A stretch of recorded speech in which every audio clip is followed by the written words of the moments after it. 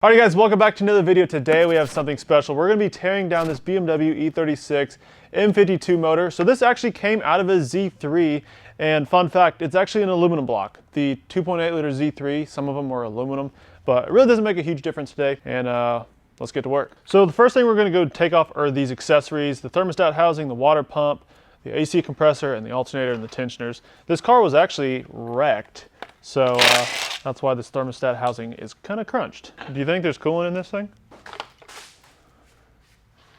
Crusties.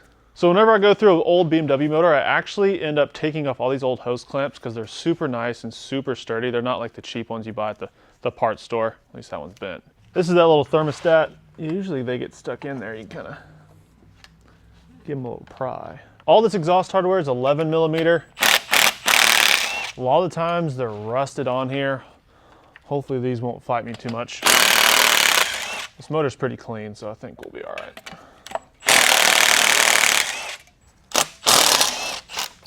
EGR, secondary air pump. Delete it. Don't need it. Manifold 1. Yes. So I think Garagistic makes little delete plates for the secondary air pump or the EGR.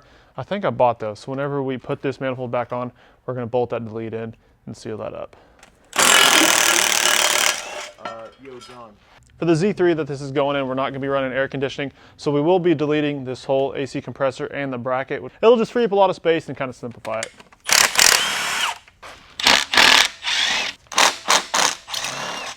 So the AC compressor looks like it's held in by one bolt coming in that way. And then, oh, we got one right here. Another in the front. But I can't wait. Hold on. Wait. Nope, I'm good. I was wrong. Scrap weight. Dang it.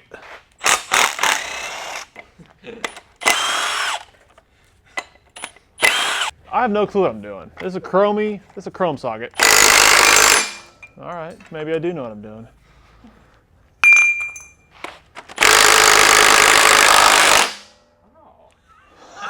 Oh, dude. Vibrations. Dude, I told you I know what I'm doing. Actually, I did. That was a hack.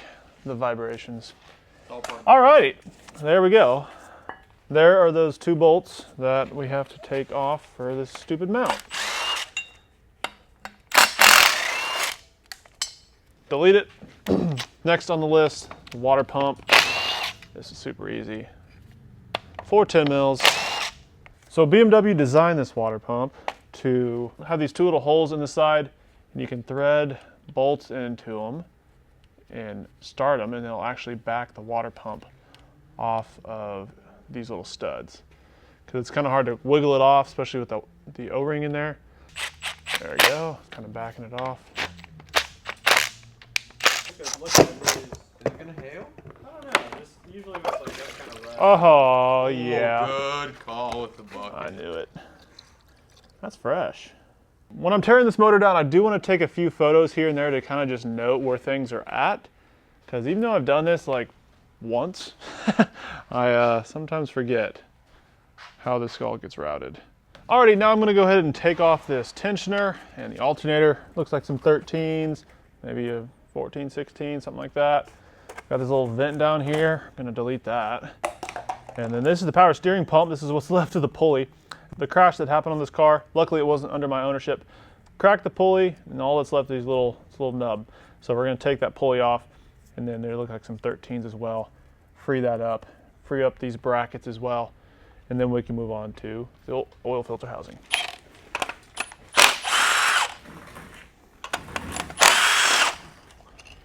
And we're going to be replacing all these accessories. We'll get everything either from eBay, FCP Euro, or we'll see what we want to, how much money we want to spend. Another little tip is to put the bolts back into their location if you don't want to bag them, or if you can't, you can just put them back in their location. So that way, whenever you go to reinstall something, you know exactly what bolts go there. Listen here, bud. She's a swanger. She's hung like a whole... Ooh. All right, that's a 16 on that alternator. If you don't have an impact it helps so much, especially if you work on cars quite often. I'll leave a link to all the tools and stuff we use down in the description below. So make sure to go check out the J Speed Racing shopping list. That's where I have links to all of our impacts, our 1/2 inch, 3/8, and so on. Makes things so much easier. Come on, sweet baby. All right, back of the alternator, looks like there's one clip. I know you can't see it. One clip. Oh. Also, the fact of the matter is. Alrighty, here's the old alternator. We're gonna set that off to the side. We might replace that. Might just test it, we'll see. Alrighty, we're gonna switch gears from the front accessories. We're gonna start working from the top down now. We're gonna buzz off these little covers and get to the coil packs. Please don't be ugly. Please don't be ugly. Alrighty, these coil pack little cables, we're gonna go ahead and lift. I've already done these first 5. The way they work, you go ahead and kind of pry this little metal clasp up. When you do that, the black little connector will kind of push itself out. You're right. You're right. Yeah. Let's see how this camera. Coil pack harness just pops right out. Forgot my little 1/8mm ground. Then we can pop those bad boys out. Oh yeah, I got Andy in the background giving it a little detail on the trunk. Sitting to land. It's okay. Coil pack. Alright, you got all the coil packs out. There's 2 little grounds on the end. We're gonna go ahead and now buzz off the rest of these 10 millis around the valve cover. That way we can get the valve cover off.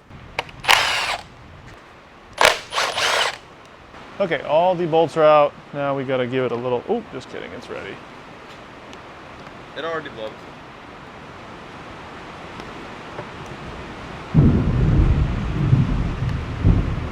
Stormy, dang, it's freaking right. That thing's really good. Bad. Oh, forgot to take the PCV.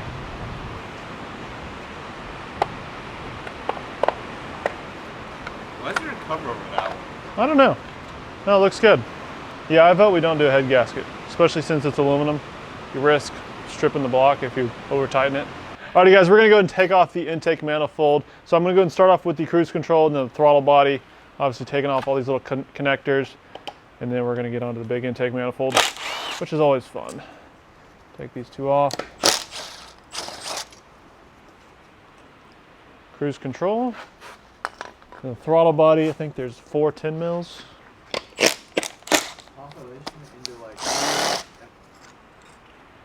Alrighty, throttle body bracket is off. Make sure I don't lose these bolts. Throttle body, there it is. All right, we're gonna make sure we replace all these gaskets we see. So I'm trying to take mental notes of all the gaskets we're gonna pull off because we're obviously gonna replace these old ones. All right, now I'm gonna go ahead and take off the fuel rail. I have the feed and return down here, already loosey-goose. So I'm gonna buzz these fuel rail brackets off. All right, connector 1. Here it is. Here it is. Okay. I'm gonna take this one off too. Wait, let me see. The sound. Alrighty, just like the exhaust manifold, the intake manifold studs are 11mm. Make sure not to strip these out. Just kidding.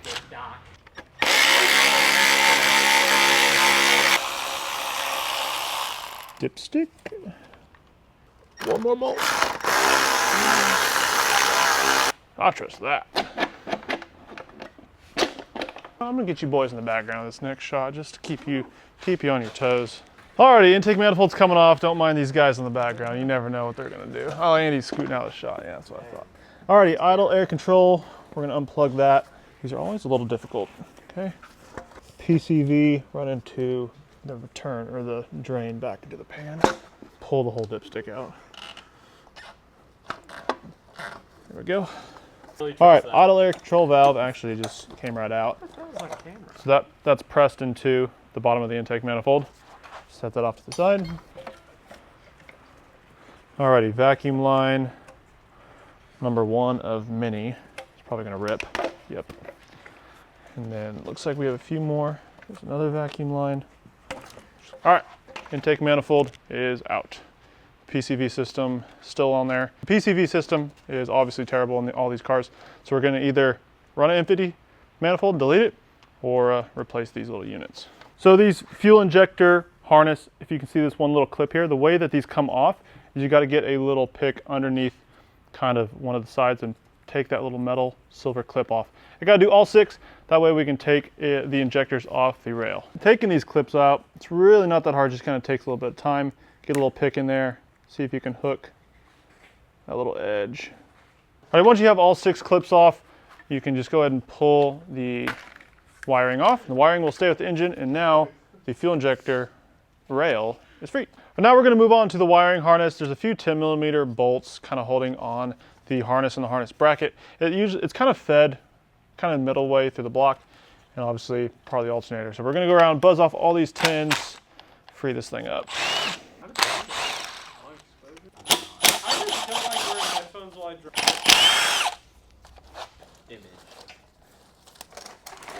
Should we polish the block or? In here. What am I missing here? There we go. Okay. Wiring is free. Alrighty guys, on this table over here, I went ahead and I kind of laid some stuff out how it sits on the car, just so we can go back and grab stuff and know exactly where it's going to be. Plus, obviously, we're bagging our hardware, which is always smart. What do you mean by that? Power steering. Thank you for that. Yes. Alrighty. Oil filter housing. This whole assembly. Time to come off. Actually, before I do all these bolts, I need to take off this one banjo fitting. With these banjo bolts, you want to make sure you keep the crush washer on both sides, which that one's stuck to it. So for a banjo bolt, there's a washer on one side of the fitting, and there's a washer on the other side, and it gets sandwiched on there. Now we can move this out of the way. This will come off with the whole housing.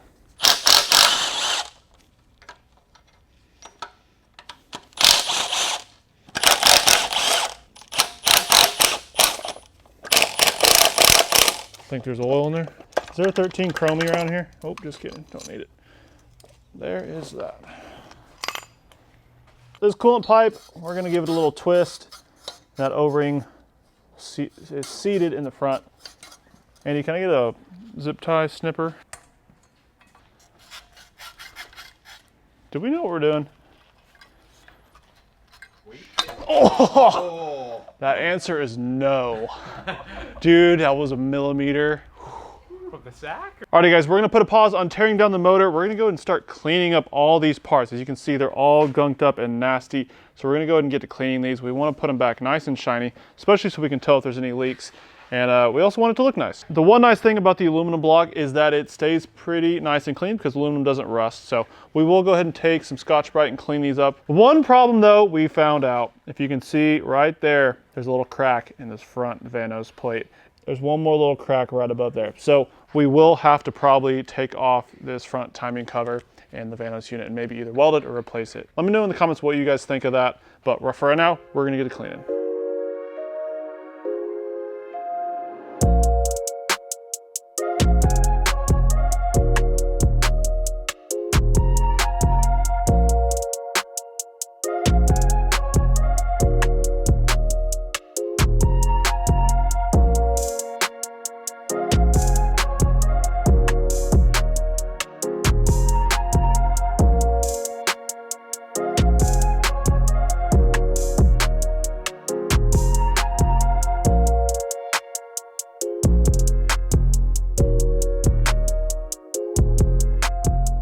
Alrighty, there you have it guys. The M52 aluminum block is all clean. It looks fantastic. Looks like we actually painted it. We did not. We literally just cleaned it with Brake Clean and engine degreaser. Came out super, super nice. And even the boys were cleaning up a lot of these accessories or valve covers and all these motor mounts. It looks super, super good. Look how nice that is. So we're gonna go ahead and keep cleaning it up. Make sure you get everything where we need to be. But that is gonna wrap up this episode 1 of the M52, kind of tear down and light refresh. So make sure to subscribe because we got episode 2 coming. Make sure to give the video a thumbs up. We also got the entire shopping list of all the tools and parts we use down in the description below. So make sure to go check that out. Thank you guys so much for watching. I'll catch you guys next video. That's a bet, right? That's a deal, right? That's a deal, right? That's a bet, right? That's a deal, right? That's a deal, right? Hey, coming down like precipitation. I ain't never met a limitation.